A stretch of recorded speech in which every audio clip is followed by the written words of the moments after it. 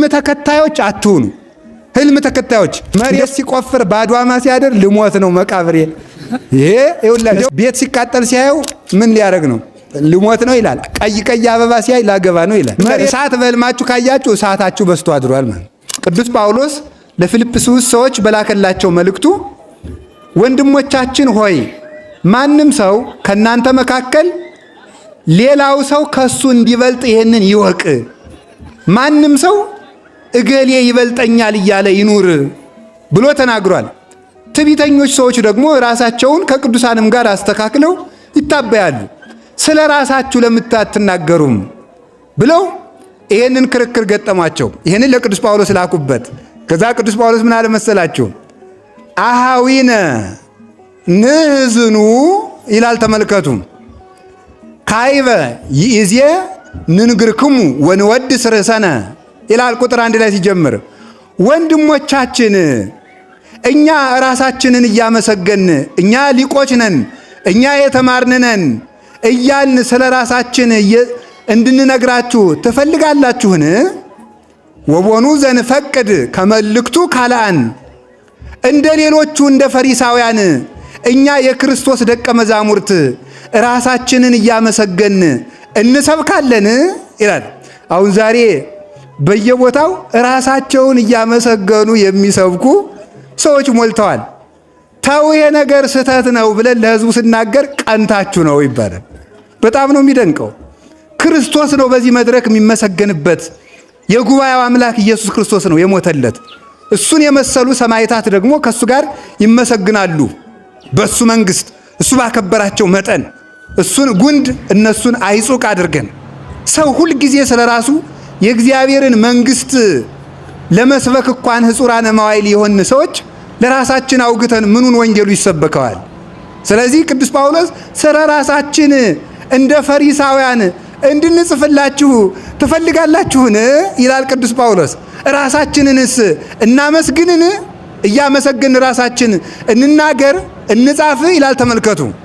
እስከ ንጽሕፍ ኀቤክሙ መጽሐፈ በእንቲአነ ስለ ራሳችንም መጽሐፍ ጽፈን እኛ እንዲህ ያለንን፣ ዘራችን እንዲህ ያለ ነው፣ ትውልዳችን ከዚህ ወገን ነው፣ የተማርነው ይህን ያህል ነው፣ ከነገሌ መጽሐፍት ተምረናል፣ ከነገሌን ተምረናል እያል ስለ ራሳችን ዘርዝረን እንድንጽፍላችሁ ትፈልጋችኋልን?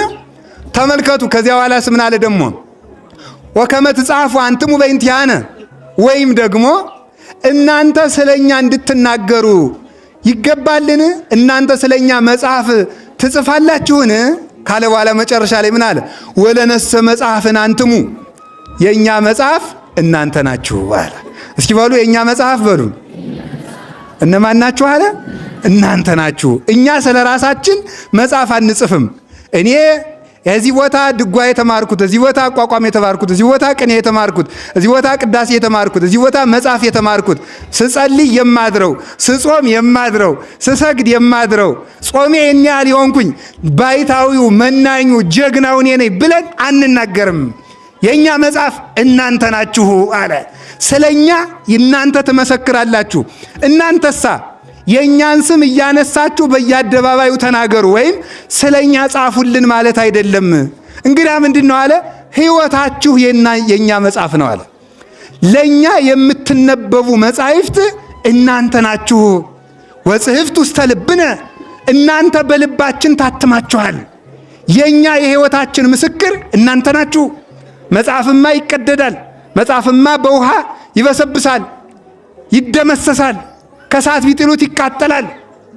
ለኛ የማትቃጠሉ መጻሕፍት፣ የማትፈርሱ መጻሕፍት፣ የማትለወጡ መጻሕፍት፣ ቀለማችሁ የማይደበዝዝ መጻሕፍት፣ የማታረጁ መጻሕፍት፣ እሳት የማያቃጥላችሁ፣ ሌባ የማይዘርፋችሁ ሕያዋን መጻሕፍት ለኛ እናንተ ናችሁ። ከዛ ተመልከቱ። ወትትአወቅ ወያነብባ ኩሉ ሰብ ይችን የኛም መጽሐፍ አለ እናንተን ማለቱ ነው። እናንተን ሁሉ ያውቃችኋል፣ ሁሉ ያነባችኋል። ልብ ብላችሁ ስም ማምላክን መጽሐፍን የሚያነበው የተማረ ሰው ብቻ ነው። ጥሩ ስራ የሚሰራን ሰው ሁሉ ግን ያልተማረ ጭምር ያነበዋል። ስለዚህ አለ ወትትአወቅ ለኩሉ። ለምሳሌ ተመልከቱ። ሃይማኖተ አበው የሚባል መጽሐፍ አለ። እስኪ ሃይማኖተ አበው መጽሐፍ አንብቦ የሚያውቅ እጃችሁን አውጡ። እሺም አታውቁ አንብባችሁ ማታውቁ ሃይማኖተ አበው የሚባል መጽሐፍ አንብባችሁ ማታውቁ ይሄው ተመልከቱ። አያችሁ? እሺ ቅድስት አርሴማን የምታውቋት አውጡ እጃችሁን። ቅድስት አርሴማን የምታውቋት አያችሁ? መጽሐፍን የተማረ ብቻ ነው የሚያውቀው። መጽሐፍን የተማረ ብቻ ነው። ቅድስት አርሴማ ግን ሕያዊት መጽሐፍ ስለሆነች ሁላችሁ አወቃችኋት ማለት ነው። ስለዚህ ተመልከቱ፣ ለእኔ ምስክር ያለ በሕይወት የምትኖሩ የክርስቶስ አካል የሆናችሁ ክርስቲያኖች ናችሁ። ለእኔ ምስክር ለእኔ መጽሐፍ የእናንተ ናችሁ። ስለ ራሴ ድርሰት አልጽፍም አያስፈልገኝም ብሎ ቅዱስ ጳውሎስ ይናገራል። የቅዱስ ጳውሎስ በረከቱ ይደርብህ። ከዚያ ምንድን ያለ መስላችሁ? ወየአምሩክሙ ከመ መልእክተ ክርስቶስ አንቱም የተመልከቱ እንተ ተልክነሃ በእኛ የተገለጠችው እኛ ያገለገልናት በእኛ የተገለጥ ነው የክርስቶስ መልእክት እናንተ ናችሁ አለ ቅዱስ ጳውሎስ። ደግሞ በጣም ነው የሚገርመው እኮ ክርስቲያን ይህን ያህል ክብር ያለው ነው። የክርስቶስ መልእክታት እናንተ ናችሁ አለ። ሰው የክርስቶስ መጽሐፍ ነው። ታውቁ እንደሆነ እያንዳንዳችሁ የክርስቶስ መጽሐፍ ነው። እስኪ አንድ ጥያቄ ልጠይቃችሁ ምእመናን። አሁን እዚህ ቤተ ክርስቲያን ገብቼ አንድ ብራና ብሰርቅ ምን ታደርጋላችሁ? አላረገውም። አይዟችሁ። ብሰርቅም እንደምታደርጉ ሁላችሁ በድንጋይ አትቀጠቅጡኝም? አንድ መጽሐፍ ብዘርፍ ትቀጠቅጡኛላችሁ። እናንተን ሰይጣን ሲዘርፋችሁ ግን ለምንድን ነው ዝም የምትሉት? እናንተ እኮ ትክክለኛ መጽሐፍት ናችሁ። መጽሐፍ እኮ አይጸድቅም። ታውቃላችሁ? መጽሐፍ አይጸድቅም። ይሄ እኮ ሕንጻ እኮ አይጸድቅም። የሚጸድቅ እኮ ሰው ነው። ሰው ነው የሚጸድቅ። ሕያው የክርስቶስ መጽሐፍ የሰው ልጅ ነው። ቅዱስ ዮሐንስ አፈወርቅ በመጽሐፈ ሐዊ ላይ እንደተቀመጠልን ወበከመ ይጻሐፍ መጽሐፍ በቀለም ከማሁ ይጻሐፍ ልቡናነ በመንፈስ ቅዱስ ይላል። መጽሐፍ ብራና ተዳምጦ ቀለም ተበጥብጦ ተመልከቱ ይጻፋል። የሰው ልጅ ግን የሚጻፈው በመንፈስ ቅዱስ ጸሐፊነት ነው ይላል። የሰው ልጅ ንጹሕ ሰሌዳ ነው፣ አካላዊ ቃል የሚቀረጽበት ኢየሱስ ክርስቶስ በመንፈሰ ልደት የሚያድርበት እመቦዛ አቀበ ቃሌ አነ ወአብን መጻቢሁ ወነገብር ምዕራፈ ውስቴቱ ብሎ እንደተናገረ ክርስቶስ የሚያድርበት አካላዊ ቃል የሚናገርበት ሕያው መጽሐፍ የሰው ልጅ ነው። ቅዱስ ጳውሎስ እንዲህ ይላል ገላትያ ምዕራፍ 2 ቁጥር 20 ላይ ተመልከቱ። አንሰ ኢሃሎኩ ወበሕይወተ ክርስቶስ ሃሎኩ ይላል። እኔ ሙቻለሁ ይላል ቅዱስ ጳውሎስ። እኔ ሙቻለሁ ክርስቶስ ግን በእኔ ይኖራል ይላል። ምን ማለቱ ነው? እኔ ሙቻለሁ ክርስቶስ በእኔ ይኖራል ምን ማለቱ ነው? የኔ ፈቃድ አልቋል። ልብላ፣ ልጠጣ፣ ልመስገን፣ ልሾም የሚለው የኔ ፈቃድ አልቋል። አሁን በእኔ የሚኖረው ክርስቶስ ነው። በእኔ የተገለጠው ክርስቶስ ነው። እኔ የክርስቶስ ሰሌዳ ነኝ። ስጾም፣ ስጸልይ፣ ስከሳ፣ ስሰደድ፣ ስሰቃይ ያን ጊዜ እንደ ብራና እየተፋቅኩ ነው። ከዚያ በኋላ ፈቃደ ሥጋዬ ለፈቃደ ነፍሴ ሲገዛ አካላዊ ቃል ኢየሱስ ክርስቶስ በእኔ በረድኤት አድሮብኝ በእኔ ይነበባል። ስለዚህ ምን አለ ጳውሎስ ማለት ይላሉ አባቶቻችን ልሳነ ክርስቶስ ማለት ነው። የክርስቶስ አንደበት፣ የክርስቶስ አፍ፣ የክርስቶስ ቃል ማለት ነው። ፍጹም ያደረበት። ለዚህ ነው ቅዱስ ጳውሎስ እኔ ሙቻለሁ ክርስቶስ በእኔ ይኖራል ብሎ የሚናገረው። ስለዚህ ነው። ስለዚህ ሰው የክርስቶስ መጽሐፍ ነው። ማንም የሆነ ያልሆነውን ሲጽፍባችሁ ዝም ብላችሁ አትዩ። ብራና የተከበረ ጸሐፊ፣ ያወቀ ጸሐፊ፣ የተማረ ጸሐፊ ነው የሚጽፍበት። ማንም ሰው መጥቶ አይለቀልቅበትም። ቀለሙም ተመርጦ ነው፣ እውቀቱም ተመርጦ ነው። የተጻፈ ሁሉ ብራና አይደለም። በብራናማ ተረትም አለ። አሁን ፈረንሳይ፣ ጀርመን፣ እንግሊዝ ብትሄዱ የኢትዮጵያ ተረት በብራና ተሽጦ ሙዚየማቸው ውስጥ አለ። ተረትም በብራና አለ እኮ ምን አለ። ቀልድም በብራና ይጻፋል። ቁም ነገሩ ግን ጸሐፊው ማን ነው? ቀለሙ ምንድን ነው? ትርጉሙ ምንድን ነው? ማንም አይጻፍባችሁ። የክርስቶስ መጽሐፍ ነን። ሲሁላችሁ የክርስቶስ መጽሐፍ ነን በሉ። የማን መጽሐፍ ናችሁ? የክርስቶስ መጽሐፍት እናንተ ናችሁ። በእውነቱ ማለት የምትነበቡ መጽሐፍ፣ የምትታዩ መጽሐፍት፣ የምትኖሩ መጽሐፍት፣ የምትፈውሱ መጽሐፍት፣ ዘላለም ርስት የምትወርሱ መጽሐፍት እናንተ ናችሁ። አሁን እንግዲህ ዛሬ ከእናንተ ምን ይነበባል? አሁን እግዚአብሔር ያሳያችሁ፣ ክርስቶስ ያመልከታችሁ። ነን እያላችሁ ትፎክራላችሁ አይደለም? ከእናንተ የምናነበው ዘፈን ነው። ከእናንተ የምናነበው ዘረኝነት ነው። ከእናንተ የምናነበው አድማ ነው። ከእናንተ የምናነበው ዝሙት ነው። አዲያ እናንተ የክርስቶስ መጽሐፍ ናችሁ። ምን እያበላሻችሁ እንደሆነ አታውቁም እንዴ? ምንድነው የምታበላሹት? ስትሰርቁ፣ ስትዘፍኑ፣ የማይገባ ስራ ስትሰሩ፣ እርኩሰትን ስትሰሩ፣ ቅጠል ስትበሉ፣ ጢስ ስታጤሱ፣ ስትደባደቡ፣ ስትጨፍሩ፣ ስትሰክሩ ምን እያበላሻችሁ ይመስላችኋል? የክርስቶስን መጽሐፍ እያበላሻችሁት እኮ ነው። ክርስቶስን ማደሪያ እያሳጣ ነው እኮ ነው። የተአምሩኑ ከማንትሙ ታቦቱ ለመንፈስ ቅዱስ፣ እናንተ የመንፈስ ቅዱስ ታቦት ማደሪያ መቅደስ መሆናችሁን አታውቁምን? በዚያውም ዘንድ እኮ ደግሞ ክርስቶስ እኛ የክርስቶስ መጽሐፍ ብቻ አይደለንም፣ አካል ነን። እንዲህ አለ ቅዱስ ጳውሎስ ኤፌሶን ምዕራፍ 1 ቁጥር 23 ላይ ሲናገር እንዲህ አለ፣ ወውእቱ ርእሳ ለቤተ ክርስቲያን ወንተ ይእቲ ሥጋሁ፣ እርሱ የቤተ ክርስቲያን ራስ ነው፣ ቤተ ክርስቲያን ደግሞ አካል ናት። እኛ ደግሞ ሕዋሳቶቹ ነን ይላል። ተመልከቱ፣ ሕዋሳቶቹ ነን። አይኑ፣ እጁ፣ እግሩ የክርስቶስ እጅና እግር ነን እኛ። የክርስቶስን አካል ወስዳችሁ የዘማዊ አካል ታደርጉትን ይላል ቅዱስ ጳውሎስ። የክርስቶስን አካል በደም የገዛውን አካል ትጨፍሩበት፣ ትዘፍኑበት፣ ትሳደቡበት፣ ታጉረመርሙበት፣ ትጠነቁሉበት፣ ትጨፍሩበት ክርስቶስ በደም የገዛውን አካል ብሎ ይናገራል ቅዱስ ጳውሎስ ማለት ነው። እናንተ እኮ የክርስቶስ ሕዋሳት ናችሁ። ወውእቱ ርእስ ንሕነ አባል ይላል ዮሐንስ አፈወርቅ። እሱ ራሳችን ነው፣ እኛ እግሮቹ ነን ይላል። ተመና ሀባሎ ርእስ የሃሉ አባል። አሁን አልጋ ላይ ተኝታችሁ ወደ ታች ድንገት ተንከባላችሁ ብትገኙ ከፍ ለማለት በእግራችሁ ነው ወደ ራሳችሁ ነው ከፍ የምትሉት? አይ እግር ከቀደመ ችግር ይመጣል። ምንድነው ከፍ ማለት ያለበት? መጀመሪያ ራስ ነው። ራስ ከፍ ሲል እግር ምን ያደርጋል? ይከተላል ማለት ነው። የእኛ ራስ ማን ነው? መድኃኔ ዓለም ነው። ራሳችን እሱ ነው። እምከመ ተለዓልኩ አነ እስሕብ ኩሎ ኀቤየ፣ እኔ ከፍ ብዬ እሰቀልና እናንተን እስባችኋለሁ። ከፍ ብሎ የተሰቀለ እኮ እሱ ራስ ነው። ራስ ከፍ ሲል እግር እንደሚከተለው እሱ ተሰቅሎ ሙቶ ተነስቶ አርጎ እኛን ወደ ክብር ሳበን።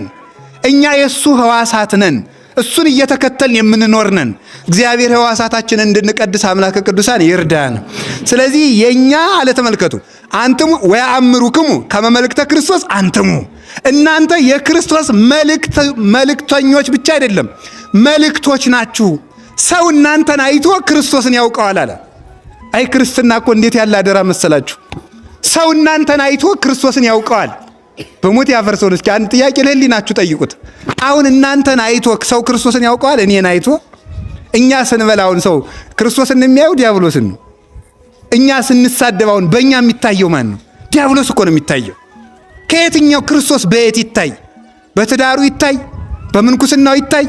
በዲያቆናቱ በቀሳውስቱ ነው ወይስ በሴቶች ነው? እስቲ አሁን ሴቶቹስ ባለባበሷችሁ ባኗኗራችሁ ማንን ነው የምታሳዩት? ክርስቶስን ነው የምታሳዩን? ፈረንጅ ነው የምታሳዩን? ክርስቶስን የሚያሳየን እንፈልጋለን።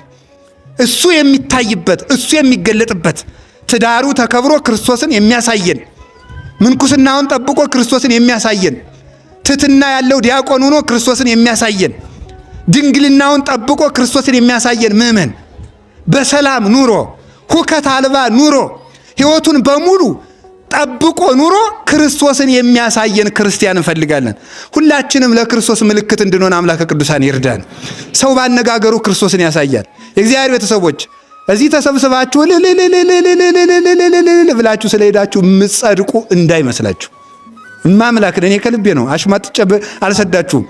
የምንጸድቀው ራሳችን የክርስቶስ ምልክት በማድረግ ጭምር ነው እንጂ በዓላት ላይ በመሰብሰብ ብቻ እንድንም።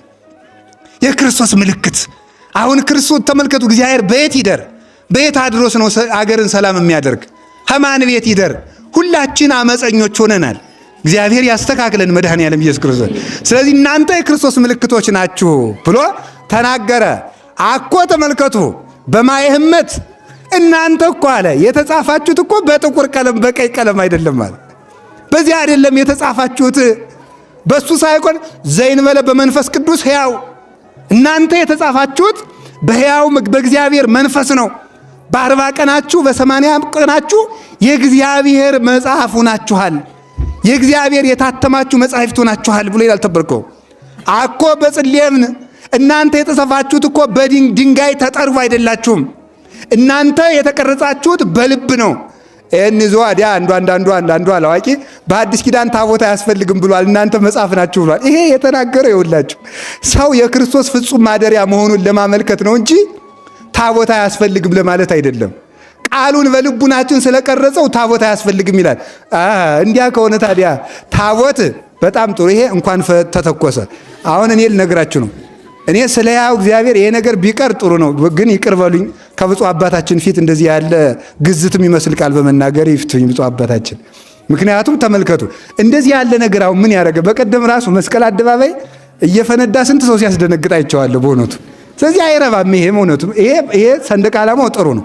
እንደዚህ ያለው ነገር ግን ቢቀር መልካም ነው። እውነቴን ነው። ከዚህ በኋላ በየትኛውም እዚህም በመስቀል መመሪያውን ብፁዕ አባታችን አጠፋው ማስተካከለው በኋላ ይሰጡናል። እኔ ግን የመስቀል አደባባይም የጥምቀትም አስተባባሪዎች ካላችሁ ይሄ ምንም ትርጉም የለውም በእውነቱ ማለት ነው። እዚያ ላይ ደግሞ እየፈነዳ ሰው ማስደንገጥ እውነቴን ነው። በእርግጥ እንቅልፉ ለመጣ ሰው ያነቃል፣ ደህና ነው አይደለም። ስለዚህ ይሄ ነገር ይቅር ነው። ቢቀር አይሻልም? የኛም አይደለም ምን ያደርግልናል ይሄ በእውነቱ። ከቃሉ ጋር ናችሁ? እግዚአብሔር ከሁላችን ጋር ይሁን። ስለዚህ እናንተ ታቦት፣ ስለዚህ እናንተ መጽሐፍ አያስፈልግም፣ ታቦት አያስፈልግም አይደለም። ቃሉን በልባችን ስለጻፈው ታቦት አያስፈልግም ካል ቃሉ በልባችን ስለተጻፈ መጽሐፍ ቅዱስም አያስፈልግም ባልን ነበር። ግን አይደለም። ይሄ የተናገረው በሐዲስ ኪዳን ፍጹም የክርስቶስ ማደሪያዎች ሆናችኋል፣ በመንፈስ ረድኤት አይደለም። እግዚአብሔርን ጥግ ጥጉን አትፈልጉት፣ ከውስጣችሁ ፈልጉት።